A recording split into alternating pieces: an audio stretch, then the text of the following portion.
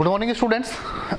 बेटा केमिस्ट्री आज अपना फर्स्ट चैप्टर स्टार्ट करने जा रहे हैं अपन, ठीक है, जिसका नाम क्या है, मैटर इन आवर सराउंडिंग। इस चैप्टर की अगर हम बात करेंगे तो इस चैप्टर का नाम क्या है, मैटर इन आवर सराउंडिंग। देखो बिल्कुल बेसिक सी अगर हम बात करें तो ये सब चीज़ें तुमने पढ़ी हुई हैं। अपने केमिस्ट्री को हमने कैसे कवर करना है 11th क्लास में आके, तो मैं तुम्हें बताता हूँ कि केमिस्ट्री में टोटल हम 4 चैप्टर कवर करने वाले हैं, ठीक है, जिसमें स्टार्ट के 2 जो चैप्टर रहेंगे वो मैटर से रिलेटेड रहेंगे और लास्ट के जो 2 चैप्टर रहेंगे वो 2 के 2 एटम से रिलेटेड रहने वाले हैं। समझ आ गई बातें? तो 9th क्लास को स्कोर करना काफ़ी आसान रहेगा तुम्हारे लिए। सॉरी, 9th क्लास में जो स्कोरिंग है वो काफ़ी आसान रहेगी अगर तुम सिस्टमैटिक जाते हो। पूरे साल में केवल तुम्हें 4 चैप्टर कवर करने हैं। अब तुम जितनी एक्स्ट्रा इन्फॉर्मेशन यहाँ पे ले सकते हो बेटा यहाँ पे, ठीक है। तो पहला जो चैप्टर तुम्हारा मैटर इन आवर सराउंडिंग है, इसमें अगर तुम देखोगे तो तुम्हारा पहला चैप्टर, ये जो टॉपिक आ रहा है ये है मैटर, ठीक है। पूरा गेम इसी का है बेटा। ये तुमने सीखना बहुत या समझना बहुत ज़्यादा इंपॉर्टेंट है तुम्हें बात। अदरवाइज अगर ये चीज़ें समझ नहीं आती है तो तुम्हें क्या करना पड़ेगा, इसको रटना पड़ेगा, ठीक है। तो वो मैं चाहता नहीं हूँ कि तुम इसको जाके रटो। तो सबसे पहला जो टॉपिक आता है तुम्हारा वो क्या आता है इस चैप्टर से रिलेटेड, कि एक्चुअल में मैटर होता क्या है। मैटर इन आवर सराउंडिंग, ये हमें बात समझ आती है कि चैप्टर का हमने यहाँ से स्टार्ट करना है, बट ये मैटर होता क्या है बेटा। अगर हम बात करें किसी भी सब्सटेंस की, जैसे हम कोई सब्सटेंस ले लेते हैं यहाँ पे, ठीक है, किसी भी सब्सटेंस की अगर हम अपन बात करेंगे यहाँ पे तो इसमें छोटे छोटे पार्टिकल्स होते हैं, ठीक है। ये छोटे छोटे पार्टिकल्स से मिलके बनता है। ये कोई भी सब्सटेंस अगर तुम लेते हो XYZ, जो भी तुम्हें आसपास दिखाई दे रही है, अगर मैं पेन की बात करूं, बोर्ड की बात करूं, मार्कर की बात करूं, ठीक है, वो सभी चीज़ें किससे मिलके बनती है, छोटे छोटे पार्टिकल्स से मिलके बनती है। टाइनी पार्टिकल्स जिसको हम बोलते हैं, उनसे मिलके बनती है, ठीक है। और ये ही जो पार्टिकल्स हैं, ये बहुत सारे पार्टिकल्स मिलेंगे और किसी एक मैटर को बनाएंगे। समझ पा रहे हो मैं क्या बोल रहा हूँ, कि छोटे छोटे पार्टिकल से मिलके कोई भी मैटर बनता है। कोई भी मैटर की अगर मैं बात करूं वो क्या होगा, बहुत छोटे छोटे पार्टिकल से मिलके बनेगा। अब यहाँ पे एक बात और इम्पॉर्टेंट है। बात क्या, एक टर्म इसको हम बोलेंगे, एक तो आता है बेटा मैटर, ठीक है, और एक टर्म आता है यहाँ पे मेटल। क्या बोल रहा हूं मैं, मेटल, और ये हम क्या पढ़ रहे हैं यहाँ पे, मैटर, और दूसरा टर्म आएगा बेटा यहाँ पे मेटल। तो आराम से समझ लेना, 2 के 2 चीजें बिल्कुल ही अलग हैं। ये दोनों ही टर्म बिल्कुल अलग हैं एक दूसरे से, मैटर और मेटल।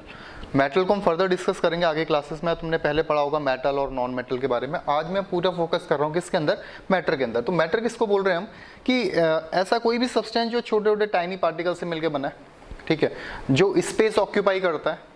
मतलब पूरा यहाँ पे समझ लेना इस टर्म को, जो भी सब्सटेंस स्पेस ऑक्यूपाई कर रहा है, जिसका अपना कुछ मास है, अपना कुछ वेट है, उस सभी को हम किसके अंदर कंसिडर करेंगे बेटा, मैटर के अंदर।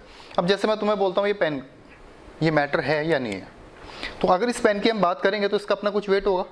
कैसे वेट पता चलेगा, अगर अकेली पेन देखोगे हो सकता है वेट तुम्हें पता ना चले, बट अगर ऐसे ही तुम 1000 पेन उठा लो, क्या उठा पाओगे इनको, वेट होगा ना कुछ। तो इसका अपना कुछ ना कुछ वेट है, ठीक है। अगर मैं बात करूँ स्पेस ऑक्यूपाई कर रहा है, जहाँ पे भी तुम रखोगे इसको उसका स्पेस ऑक्यूपाई करेगा, ठीक है। अगर मैं फ़ोन की बात करूँ, ठीक है, जैसे हम बात कर रहे हैं, ये देखो, अगर मैंने फ़ोन रखा, अपना फ़ोन का कुछ ना कुछ वेट होगा, ये कोई ना कोई स्पेस ऑक्यूपाई करेगा। इसका मतलब फ़ोन भी क्या है, एक मैटर है। तो तुम्हें जो भी तुम्हारे आसपास दिखाई दे रही हैं चीज़ें, वो सब के सब किसके अंदर कंसिडर किए जाते हैं बेटा, मैटर के अंदर। अब वापस सुनो मैटर क्या बोल रहा हूँ, anything which occupy space and have some mass, जिसके पास कुछ मास है, अपना कुछ वेट है, और जो स्पेस ऑक्यूपाई कर रहा है उसको अपन क्या बोलेंगे, मैटर बोलेंगे। फिर एक क्वेश्चन पूछा था, क्या एयर मैटर है। अगर मैं एयर की बात करूं तो क्या एयर मैटर होगी। अगर मैं बात कर रहा हूं किसकी, एयर की, ठीक है, क्या ये मैटर है, कैसे पता चलेगा। क्या एयर स्पेस ऑक्यूपाई करती है या इसका अपना कुछ वेट होता है, हम कैसे पता करें कि एयर मैटर है या नहीं है। तो तुमने देखा होगा बेटा, जब हम बलून में देखते हैं, सपोज एक बलून है तुम्हारे पास, ठीक है, जैसे इसमें एयर फिल करना स्टार्ट करोगे तुम, तो धीरे धीरे क्या होगा, ये ऐसे स्पेस ऑक्यूपाई करेगा। समझ पा रहे हो, ये क्या करेगा, धीरे धीरे स्पेस ऑक्यूपाई करेगा। इसका मतलब इसमें क्या है बेटा, कुछ ना कुछ वेट को ये ऑक्यूपाई करता है। क्या बोल रहा हूँ मैं, ये हमारे पास बलून था, जैसे जैसे इसमें क्या कर रहे हो तुम, एक सेकेंड रुकने, बोर्ड मुझे थोड़ा परेशान कर रहा है आज। ये देखो, इस तरीके से स्पेस ऑक्यूपाई करता है, ठीक है। जितनी ज़्यादा एयर इसमें फिल करोगे उतना ज़्यादा स्पेस ऑक्यूपाई करेगा। इसका मतलब जो एयर है वो स्पेस ऑक्यूपाई करती है, उसका अपना कुछ ना कुछ वेट भी होता है। जैसे पुराने टाइम पे, अभी तो पूरी गैस लाइन आ गई बेटा, बहुत सी जगह अभी क्या होते हैं, सिलेंडर्स होते हैं, ठीक है, जिसको तुम गुजराती में बाटला बोलते हो शायद, ठीक है।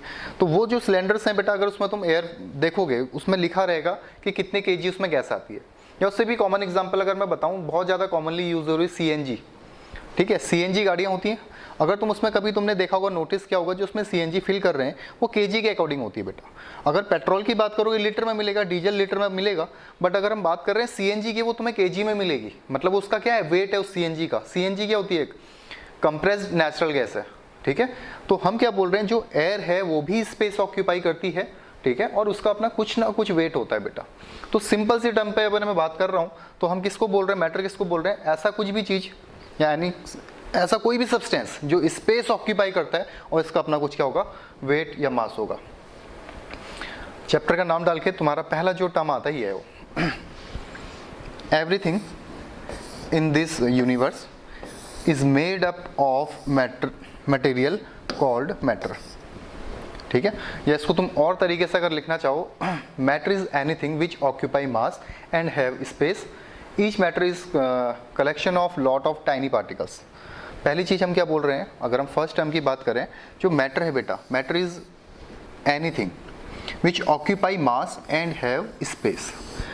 ऐसी कोई भी सब्सटेंस जो भी तुम्हें दिखाई दे रहा है, जिसका अपना कुछ मास है और जो स्पेस ऑक्यूपाई कर रहा है, उसको अपन क्या बोलेंगे, मैटर बोलेंगे। क्या बोला जाएगा उसको, मैटर बोला जाएगा। यहीं पे क्लास में वापस से रिवाइज करो और एक बार वीडियो देखने के बाद प्रॉपर नोट्स बनाना। इससे पहला जो एयर गया है तुम्हारा लॉकडाउन में, सेम वैसा मत करना बेटा। 4 चैप्टर में वापस से बता रहा हूँ, बिल्कुल सिस्टमैटिक जाना, बिल्कुल तरीके से करना है, ठीक है। और साथ साथ में अपनी एनसीईआरटी भी लगानी है। एनसीईआरटी जो तुम्हारी बुक है उसका भी तुम्हारा टेस्ट लूंगा मैं, तो साथ साथ में उसको भी पढ़ते रहना, ठीक है। तो पहली चीज़ क्या बोल रहे हैं हम, ये टर्म समझ आ गया, फर्स्ट पॉइंट समझ आ गया बेटा सभी को। क्या बोल रहे हैं हम, matter is anything which occupy mass and have space. इसको अगर तुम ऐसे कर सकते हो, ऑक्यूपाई स्पेस, ऐसा लिख लेना इसको, occupy space and have mass. समझ पाए लिखना क्या इसको, matter is anything which occupy, mass को हटा के यहाँ पे लिख लेना, which occupy space and have mass. पहला पॉइंट यहाँ पे लिखो, ठीक है। वीडियो पॉज करो और इसको लिख लो। सेकेंड पॉइंट आता है तुम्हारा, each matter is collection of lots of tiny particles. जो भी मैटर बना है, सपोज अगर मैं किसी वुड की बात करता हूँ, किसी लकड़ी के टुकड़े की बात कर रहा हूँ, किसी टेबल की बात कर रहा हूँ, तो ये छोटे छोटे टाइनी पार्टिकल्स से मिलके बना है, ठीक है, लॉट्स ऑफ टाइनी पार्टिकल्स। ये ऐसा नहीं है कि अगर हम टेबल की बात करें तो सीधे एक पार्टिकल तो मिलेगा, उसमें मिलियंस ऑफ पार्टिकल्स उसके अंदर होंगे और उससे मिलके क्या बना है, कोई भी टेबल बना है, कोई भी सब्सटेंस बना है, ठीक है। तो हम क्या बोल रहे हैं, जो मैटर है वो किसका कलेक्शन है, लॉट्स ऑफ टाइनी पार्टिकल्स का। तो तुम्हें ऐसी टॉपिक वाइज इसको लिखना है बेटा। तो फर्स्ट पॉइंट हमें समझ आ गया, matter is anything which occupy space and have mass. पहला पॉइंट, इसको यहीं पे लिख लेना, फिर गड़बड़ करोगे नहीं तो यहाँ पे फिर क्या लिख लेना है, ऐसे इस तरीके से लिख लेना है इसको, स्पेस एंड मास, फिर ऑक्यूपाई मास लिखोगे अदरवाइज। तो पहला पॉइंट ये। दूसरा point, each matter is collection of lot of tiny particles. जितने भी मैटर हैं वो सभी छोटे छोटे पार्टिकल से मिलकर बने। अगर मैं बॉडी की बात करूं, ह्यूमन बॉडी की, वो भी क्या है, छोटे छोटे पार्टिकल से मिलकर बनी है, ठीक है। बायोलॉजी की अगर बात करोगे, वहाँ पे अलग टर्म आएगा, सेल्स तुम पढ़ोगे, बट यहाँ पे अपन क्या बोल रहे हैं, टाइनी पार्टिकल्स, जिसको अपन क्या बोल रहे हैं, मैटर। अब जो मैटर है बेटा, ये क्या रहता है, इसके अंदर जो पार्टिकल्स हैं कंटिन्यूस मूविंग रहते हैं। जो भी पार्टिकल से मिलकर बना है ये कंटिन्यूसली क्या करते हैं, मूवमेंट करते हैं।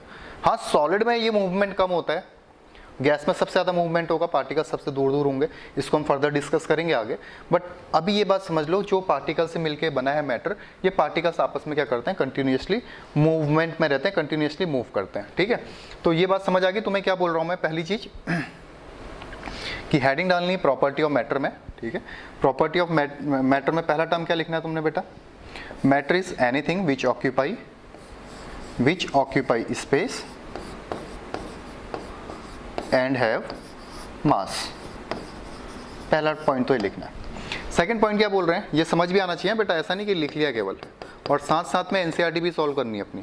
Each matter is collection of lot of tiny particles, छोटे छोटे टाइनी पार्टिकल्स, छोटे छोटे पार्टिकल्स का क्या है, एक कलेक्शन है। Particles is matter are continuously moving, ये जो पार्टिकल्स से मिलके बने हैं जो भी मैटर है वो कंटिन्यूसली क्या कर रहे हैं, मूवमेंट कर रहे हैं। हम इसको पढ़ेंगे आगे, डिस्कस करेंगे सॉलिड, लिक्विड और गैस के अंदर कि कहाँ पे मूवमेंट ज़्यादा है, कहाँ पे कम है, ठीक है।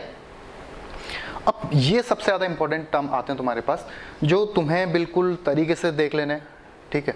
अगर सब्जेक्टिव टेस्ट पेपर आते हैं वहाँ पे बिल्कुल सिस्टमैटिक लिखना है बेटा इनको। फर्स्ट पॉइंट क्या है इसमें, देखो पहले हेडिंग डाल लो इसमें, टॉप में हेडिंग डाल लेना इसमें, physical nature of matter. Physical nature of matter मतलब मैटर का क्या है, फिजिकल नेचर बताइए बोल रहा है। ये बात तो तुम्हें समझ आ गई कि मैटर किसको बोल रहे हैं, ऐसी कोई भी सब्सटेंस जो स्पेस ऑक्यूपाई कर रही है और उसका अपना कुछ मास है, ठीक है। इसकी फिजिकल प्रॉपर्टी की अगर बात करें, the particle of matter are very tiny, बहुत ही छोटे पार्टिकल्स होते हैं किसके, मैटर के। पहली बात, the particle of matter have space between them, जो भी पार्टिकल्स होते हैं बेटा मैटर के, सपोज मैं कंटेनर लेता हूँ, ठीक है, इसमें अगर मैं पार्टिकल्स तुम्हें ड्रॉ करके दिखाना चाहूँ तो इनके बीच में क्या होता है, छोटा छोटा स्पेस होता है। ये देखो बीच में दिख रहा है स्पेस है। सपोज तुम ऐसा फील करो तुमने फुटबॉल ली है, ठीक है, एक फुटबॉल के ऊपर दूसरी फुटबॉल, फिर फुटबॉल, अगर इस तरीके से बनाते हो तो तुम्हें यहाँ पे क्या दिखेगा, बीच में छोटा सा या थोड़ा थोड़ा सा स्पेस दिखाई देगा, ठीक है। हम क्या बोल रहे हैं, the particle of matter have space between them, इनके बीच में छोटा छोटा पार्टिकल होता है। मैं क्या बोल रहा हूँ, तुमने एक पूरी फुटबॉल की लाइन लगाई, उसके ऊपर वापस से फुटबॉल रखी, फिर फुटबॉल रखी, तो तुम्हें दिखेगा बीच में छोटा छोटा सा क्या हो गया बेटा, स्पेस उसके अंदर बन रहा है, ठीक है। सेकेंड पॉइंट है। Third point, the particles of matter are continuously moving, ये बात अभी हमने करी थी इससे पहले कि ये पार्टिकल्स क्या करते हैं, कंटिन्यूसली मूवमेंट में रहते हैं, ठीक है। और लास्ट पॉइंट क्या है, सबसे इंपॉर्टेंट पॉइंट, जो भी पार्टिकल्स होंगे मैटर के ये एक दूसरे को अट्रैक्ट करेंगे। जो भी पार्टिकल्स मैटर के हैं ये एक दूसरे को क्या कर रहे हैं, अट्रैक्ट कर रहे हैं, तभी तो एक दूसरे से कंबाइन, तभी एक दूसरे से क्या है, कंबाइन है, तभी जुड़े हुए हैं, तभी वो सॉलिड है, गैस है, लिक्विड है, ठीक है। कोई ना कोई सब्सटेंस तभी बना रहा है जब वो एक दूसरे से क्या है, अटैच्ड है, एक दूसरे को अट्रैक्ट कर रहे हैं। तो 4 पॉइंट हमें समझ आ गए।